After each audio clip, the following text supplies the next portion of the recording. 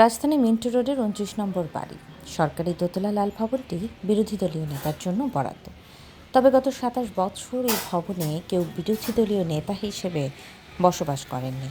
সর্বশেষ বিরোধী দলীয় নেতা হিসেবে প্রয়াত বেগম খালেদা জিয়া বসবাস করেছিলেন। তিনি ২০০১ সালে ভবনটি ছেড়েছিলেন। এরপর ২৭ বছর কেটে গেছে, অথচ সেখানে এখন পর্যন্ত কোনো বিরোধী দলীয় নেতা ওঠেননি। এতে নানা রকমের গাছপালায় ভরপুর বাড়িটি আঙিনা যেন নিষ্প্রাণ হয়ে আছে।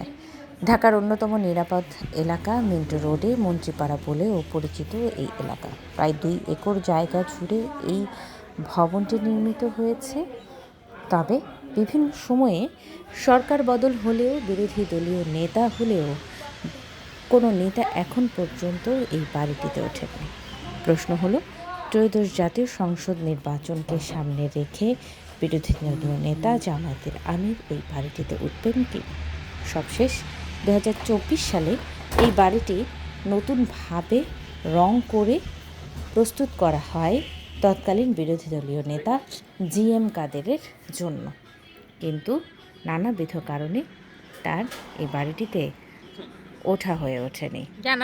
বাড়িটির গেইটেও দেখা গেছে ২৯ নম্বরটি যেন অবহেলায় লেখা, কোনো নম্বর ফলক নেই, এমনকি কোনো নামও নেই। অনেকটা পরিত্যক্ত অবস্থায় বিরোধী দলীয় নেতার এই বাড়ি।